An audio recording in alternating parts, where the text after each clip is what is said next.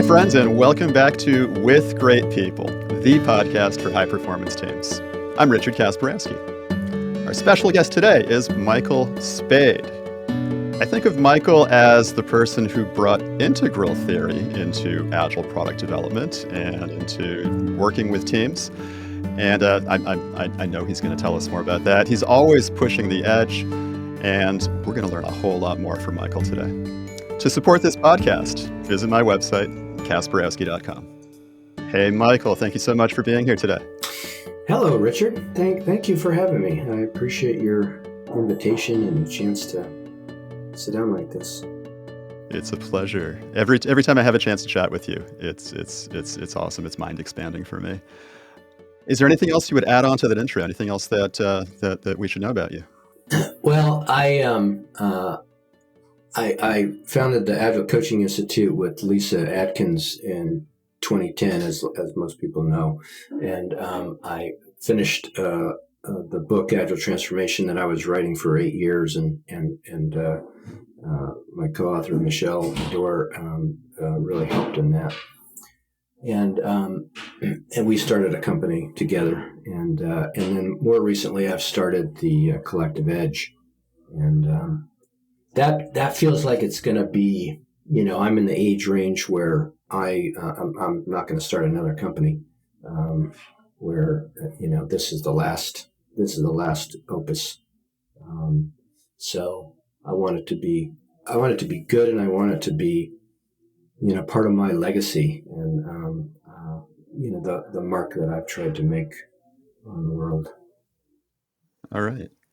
So the Collective Edge, I was just looking at the website. It looks really cool. We're definitely going to hear more about it. And you just listed at least 3 teams that you've been part of. This is the podcast about teams.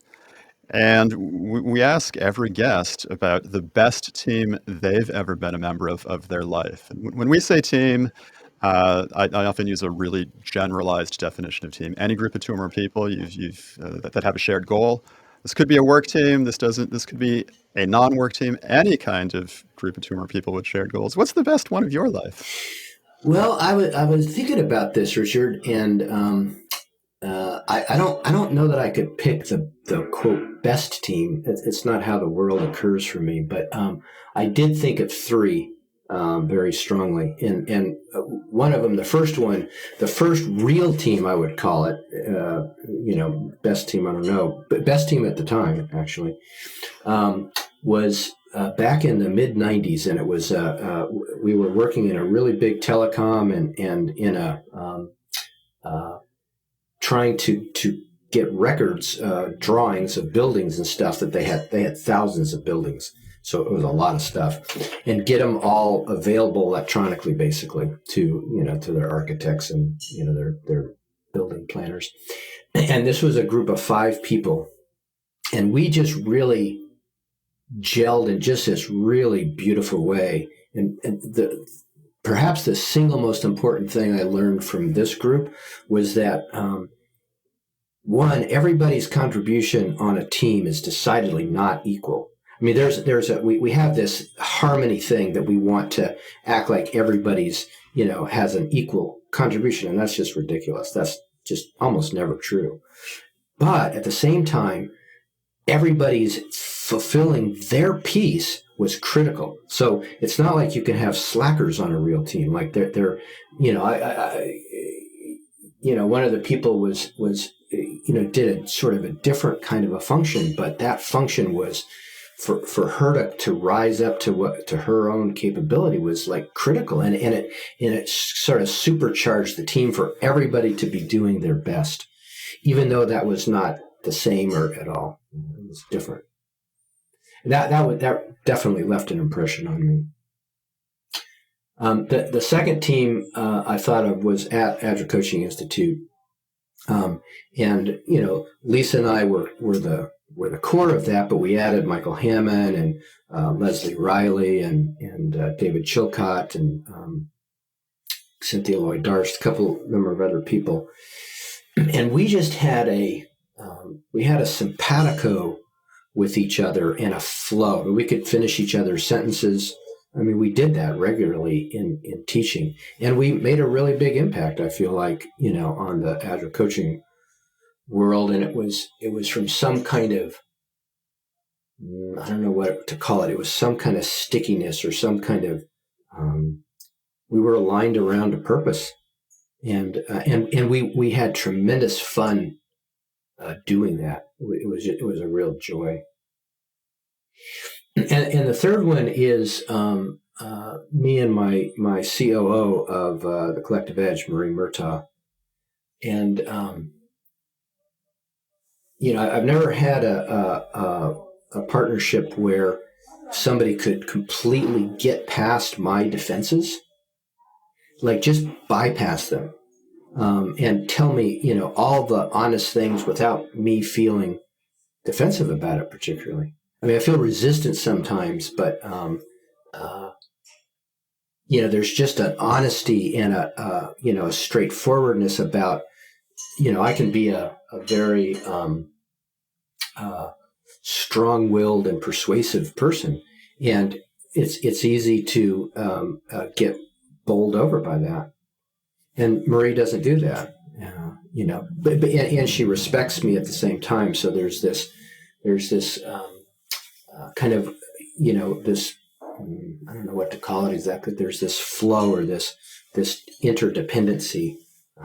Yeah. That's just really cool. All right. So 3 best teams ever. This team from the 90s, this Agile Coaching Institute team, and the team you're part of right now at the new company.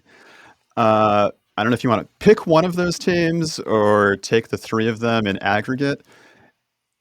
What one word would you use to describe best team of your life? Like if you meditated on it, if you really felt these teams or one of those teams within yourself, what would the one word be that describes the sensation of that best team? Well, I haven't thought about this before, but what just came up when you asked that was destiny. Destiny. What a cool word. What do you mean? Well, when you, the way I would talk about it is most people in the earlier part of their life, they follow their conditioning and their social upbringing and their ego in some sense, not ego in a particularly negative sense, but in the story that we create about ourselves, right? And as we get older, many of us, not all of us, surrender more to like what the world wants of us. Not what our ego wants or, whatever, but like what does the world actually want from us? What does the life force want from us? And that's surrendering to our destiny. And so there's something about that with teams that, to be really great, there has to be some kind of destiny together, not just a random mix of people somehow. All right. I love this. I'm gonna learn something about myself during our conversation here. me too. I'm going to learn something about myself. I wouldn't have thought I would have said that, but sorry, go ahead. This has been on my mind because right now I'm thinking about my little boutique training consulting company, and somebody's asking me to do something else, and somebody else is asking me to do something else. And, wife is kind of nudging me to do one of these things, and I'm definitely resisting. There's my ego blocking in the way. I'm not sure where we're heading. I'm not sure what destiny is going to bring me. Yeah. It's a developmental progression, that we talk about a lot from being socialized mind. What Bob Keegan talks about, a developmental psychologist, is socialized mind or authored by other. That other, our conditioning, authors us or creates who we are, right? And then we progress to self-authoring mind, which is authored by self. And then some of us progress. It's more rare, but can progress to just being authored, or I say authored by spirit. Where it's not, I mean, that's the destiny, right? That's surrendering to the destiny is like, why should I think that my tiny little ego is the most important thing to decide how I do stuff? It's not that I'm not following a compass. It's not like I'm, letting the winds buffet me. That's not it at all. It's there's some though pull that's being used well. Yeah, I love that. This is also what I love about chatting with you, because it's a we're talking about some deeper ideas than, like what's your Scrum team's velocity? Right. This is really It's not those are not critical, perhaps, but yeah. they're not. Yeah, they're not This is a little exactly the same. different, right? um, I don't know if I want to talk more about this idea of destiny. Where does how does destiny Well, happen? Where does it come from? well, for How does it me, find me? How does it find you? Is this like the idea of dharma, or is this yeah, related? Is it yeah, different? it's like that. I get it. I think most purely from doing systemic constellations and that whole methodology, which is setting up a living image of a system, a family, a team, an organization, and you have people represent different roles or different elements in it. And there's a well, you acknowledge what's true in the system. There's basically two steps in the way I do it. You acknowledge what's true in the system. There's an impasse between these two forces in the system. They're at odds, or they're not paying attention, or they're not in alignment at all. They're in conflict. And then there's a natural movement in a system to health, to reorganization. It's actually not. It's not scripted, or it's not. And there's just this sense in constellations, and there's thousands of practitioners, some really great teachers, and there's just a sense that when you really work with a system deeply. Sorry, I'm going afield here, but I can't remember the woman's name. She used to be the editor of the Harvard Business Review. Uh, Said that trying to change a system is like dancing with an elephant, right? I mean, you're not going to win. Yeah, at best you can influence. So if you find it's like finding the Tao of a given system, what's the natural path that it wants to go, and how can you help expose that? You don't do anything. You get out of the way.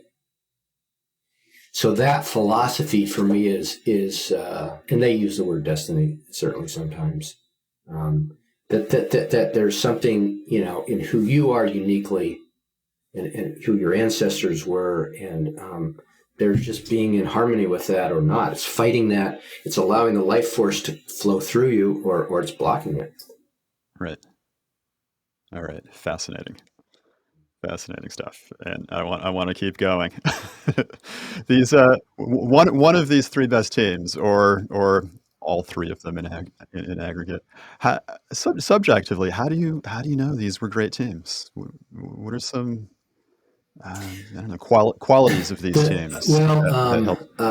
The passion that I felt in relationship to them, the passion I felt from other people, the dedication to holding an objective. There's something transcendent about being on a real team, right? When you're on a blocked team, or whatever, it can be really unfun, and you feel stifled, right?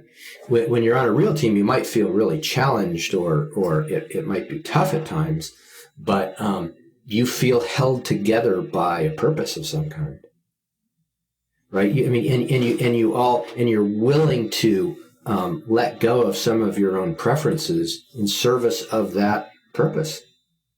Again, a kind of surrender to a transcendence, to a higher level hold on, from individual to a team hold on,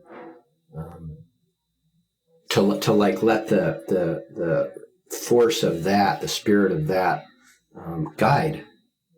And there's something that's just, for me, it's sublime.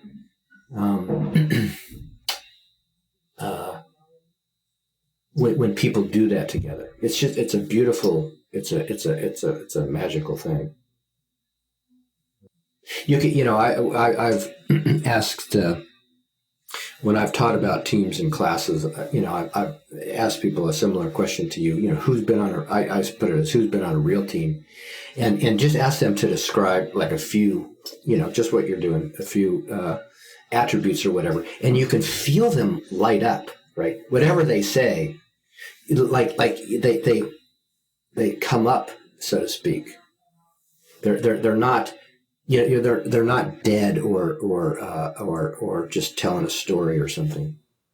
There's Yeah, some it's like, what was aliveness. the best team? And tell me about your best team. And it's Yeah, like, blah, blah, blah, blah, blah. But what you see them communicating is, I was alive and I'm yeah, alive yes, again as I yes, talk about it. yes, I'm yes, totally yes, animated, reanimated exactly. in that sense of, I don't know what the Latin root is, but anima, like you have a spirit. Yes, yes, yes, exactly. Yes, exactly. Anima. Yes.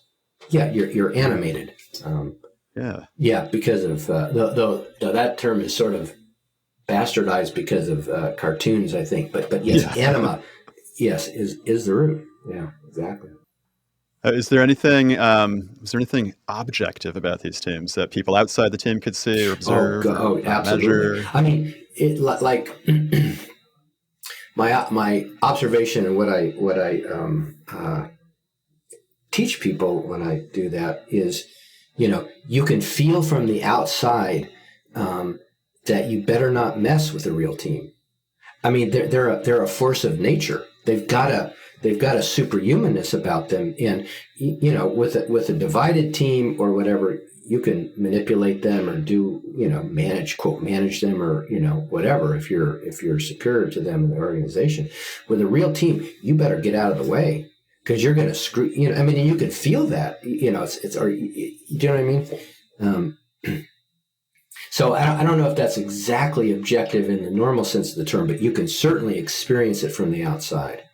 You can feel you can sense their um, connectedness, and you can sense their dedication to that purpose. And they're not going to let anybody get in the way of that. And this isn't something that you could read off the numbers on some team survey, some team, some measurement instrument. This is you sense it, you observe it as somebody from the Yeah, outside. yeah, yeah. I mean, you might be able to see it in the open comments, let's say, of a survey. But yeah, I think the numbers would be. Yeah, there certainly might be some statistical correlations if you dug deep enough, but I don't think it would be easy to devise a survey that would really ferret that out. I don't think I've read anything, and you mentioned Harvard Business Review. I don't think I've read any business school studies or psych studies that were like, the one thing you need for the best team ever is this Yeah, sense of right, animance, right. Yeah. animacy. I don't even know how we say that in English. Animance, animation. Yeah, it's a sense of something. It's not really like quantifiable the way we're talking about it. And yet it is objective because you Yeah, can sense it. yeah. I mean, it's like a charismatic leader to some extent, right? You can feel something coming off them almost. Um, I mean, and I think real teams in general, I've never thought this thought before per se, but seem like they're charismatic, sort of naturally. I Does was that make just sense? thinking the same thing. Yeah, Mm-hmm, we're aligned on that mm-hmm. thought. Yeah, it's like there's a team charisma emanating Yes, from them yes, yes, to like outward from the yes, team, yes. To me, that's or like a spirit. spirit. It's That like this that's animation idea. that's Yeah, the expression. I'm one of the things Marie and I are into is science and consciousness, and the way that consciousness can actually affect the physical world. I mean, established completely beyond any scientific doubt. Reductionistic science doesn't want to see it and tries to outlaw it. Oh, that's not a. We can't even look at that because it's not a valid.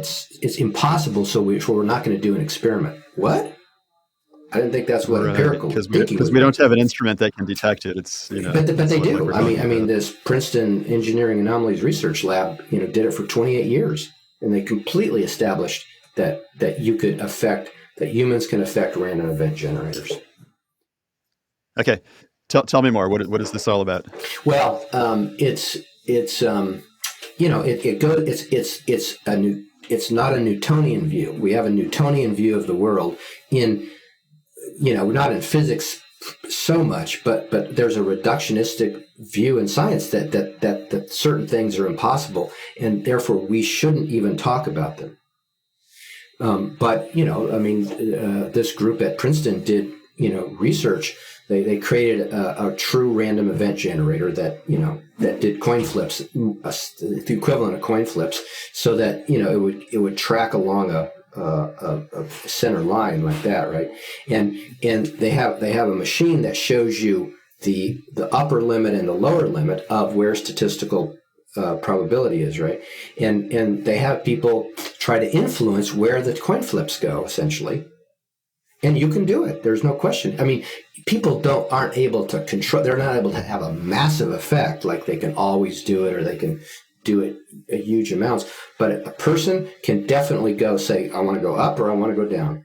You can think that, and you can get better at it or worse at it, obviously. And groups can do it incredibly powerfully when they're aligned. And actually, a team would almost certainly be able to, if you investigated a team with this research, you'd almost certainly see that. Okay. Now, how would that happen? How would a team be that aligned, that together, that tuned? Maybe is a good word. It's a mystery. To quote Shakespeare in Love, if you can quote Shakespeare in Love, you should definitely do that. Okay. I don't know. Then how about? Yeah, go ahead. How about one or more than one of these three teams we've been chatting about? What are some of the concrete behaviors they engaged in that made them the best of the best teams? Challenging each other, calling each other forth, without it being like a personal attack or criticism. With it being so you can call somebody. It's not easy to challenge somebody on their weakness, but it's a lot easier to challenge somebody on their strength, right? You can what if you slowed down when you're speaking right now? You'd be even more powerful. That's a challenging a strength, not, if that makes sense. And that's what I think real teams do is they in the service of not I want you to be different, but in the service of we need you on this team, and we're not, if you don't raise your game, we're not going to accomplish our goal. That's a very different place to come from, right? Than I don't like the way you style your hair or say certain things. That's an ego thing. It's an ego clash, right? It's not a. Yeah. And was that an example, or are you actually talking to me? We'll talk afterwards, Richard. No, I was totally making that up. Any other concrete behaviors on these teams? Yeah, I mean, treating each other as people, not as just cogs. Some kind of real appreciation for somebody else's strengths and what they bring, and really, acknowledging that with each other.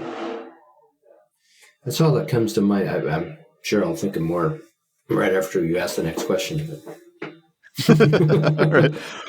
Well then, how about the next question? How about advice for listeners? How could they reproduce some of this success, get some of this for their own teams? Well, I think they have to really uncover what's the real purpose of this team that creates some level of transcendent quality. Getting the sprint goal done each iteration is not a purpose. It's not compelling, right? Creating a world-class app in a certain niche might be a purpose. Transforming the lives of some of the people that we serve with this could be a purpose. I think one thing would certainly be trying to uncover that and challenging that if it's not clear. Not just we got to get it done because the boss says so. That's just not a purpose. Right. Our purpose is to make the boss happy. Our purpose is to help the boss get their bonus this quarter. That's not very motivating. It's constraining, and it may be a constraint you have to deal with, but it's... All right. Any other concrete behaviors? Any stuff you did on any of these teams that people could try to reproduce? Or how would they reproduce it? Yeah, I mean, we do collective sense making.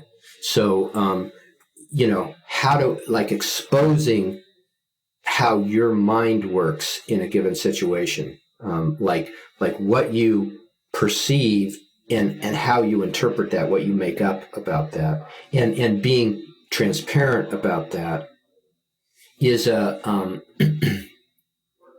it takes things out of the realm of being just personal again, and my preference against your preference. It exposes how we each make sense of our world, and potentially how we make sense of our world together. What biases do we have? What assumptions do we have that we don't question, perhaps? So being willing to develop each other, not just accomplish the task, but also help each other grow in some way. This collective sense making, exposing to each other how we make sense of the world. How do we do that? Well, you need the three things you need in a container like this. That is tools like practices, like deliberate sense making, a sense of support for each other, a container that creates support, and a container that creates challenge. If you just have support, if you're just trying to make each other feel better, that's, like the idea of psychological safety is potentially really useful, and it's potentially slightly dangerous, because it's like it can easily go into, we can't say anything that might upset somebody. Sorry, that's just not going to work. I mean, that's not the way the real world is. It's not the way you're going to get. So we can create a certain level of safety with a transparency, with a ground rules, with being able to be willing to look at our biases or whatever. But it can't just be support. That doesn't create growth. It has to include support. It can't just be challenge either, right? So some kind of creation of a container that has those qualities, and then like I say, exposing how we're interpreting the world, how we're making things up about other people's motivations. It becomes transparent, like a deliberately developmental environment. Again, Bob Keegan and Everywhere Culture. When we're doing our job and we're developing each other, both. Yeah. Okay. Creation of a container that has these qualities. I'm asking partly for myself and partly for listeners and viewers. What do you mean when you're talking about a container? Creating this kind of container. Like what you do in facilitation. In facilitation, when you're the facilitator, when you're really being neutral, you're not trying to drive the content. You're not, quote, leading the meeting. You're facilitating the meeting. You help create a container. You do that by ground rules. You do that by having a sense of people and what their purpose is, or what the purpose of the meeting is, so that there's clarity around that. And you design it in a collaborative way and whatnot. But when I create a container, I mean, I use myself.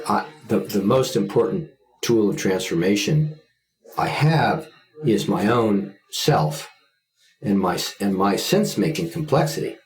If I have a black and white world, that's not very complex internally.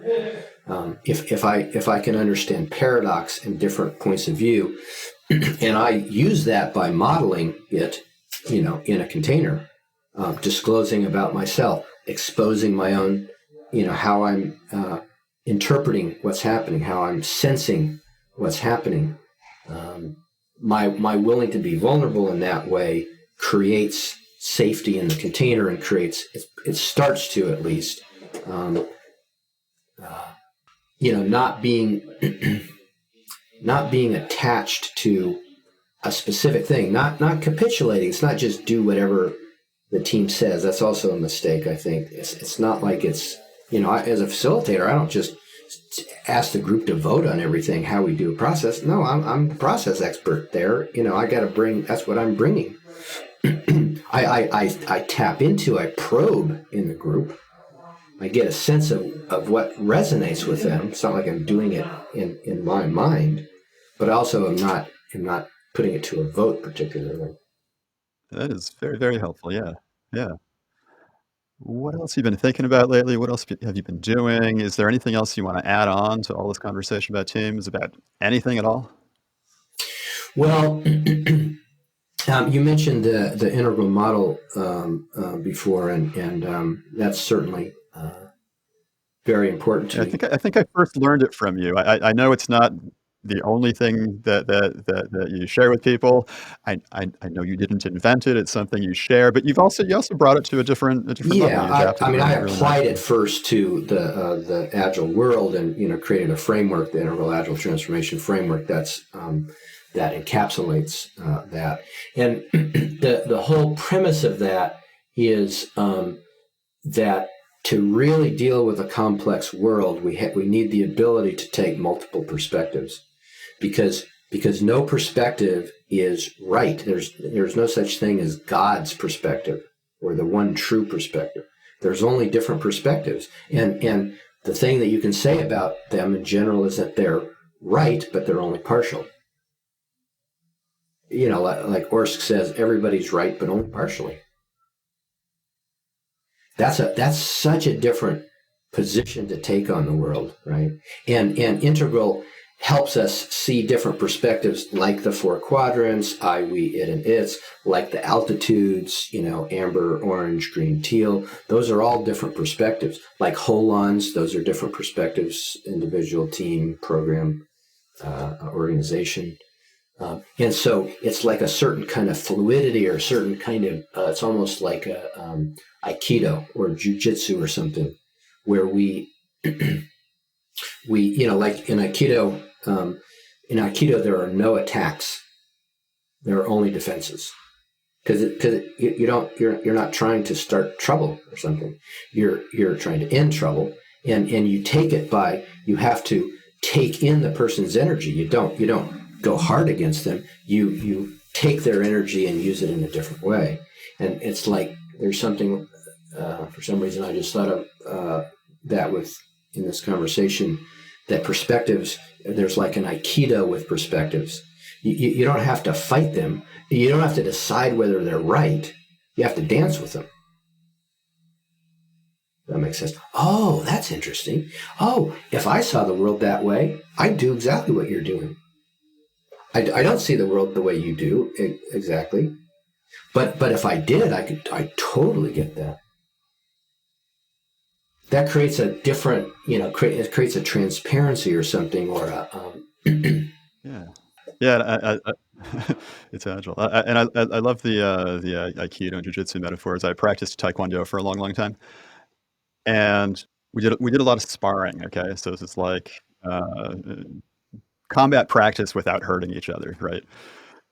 The sessions where I felt the best and we felt the best, it was definitely like we were dancing. It was definitely like we had a destiny or a shared purpose. It felt sublime. I would leave the session feeling totally animated, all the stuff we've been talking Right. about. Yes. Right. Yeah. Yes. Exactly. It wasn't like we weren't opponents. It Right. was like we were just doing something really cool Yes. together. Right. And if somebody tries to throw you or whatever, it's like you surrender to that. Oh, they're in the right position to be able to do that, and so that's part of the dance, is to have a good role. I mean, I remember, in Aikido, I had the same experience. We call it randori in Aikido, of sparring. and usually 5 people or 4 people attacking one person, which is a really interesting kind of game. There was, like when you get thrown, there's huge energy in that. It doesn't just what you're saying. It doesn't feel like defeat. It feels like dancing with energy, and it enlivens you almost more to be thrown than to throw. For sure. Anything else to add on? Anything else we should talk about? Well, just I would be remiss to not say, I don't know when this will be coming out, but we have this program, a 5-day program called Master Camp, which is for people wanting to move into enterprise coaching space. It really is a cool program. It's really challenging to people in surprising ways, and it shifts them in fundamental ways. And then we have a Transformation Mastery, an 8-month cohort program to become more in mastery of to actually demonstrate competencies, not just knowledge. So it's a very in-depth program, and that's cool too. The Collective Edge. All right, these sound great. And what was it again? The-collective-edge.com. TheCollectiveEdge.com with Collective Edge with hyphens. Awesome. So we'll put that in the show notes. There might even be a QR code popping up right now. Whoa. Did you see it? I don't know where it is. Cool. Okay, so we've got the-collective-edge.com. Is there any, if people want to contact you personally, is there a way they can do that?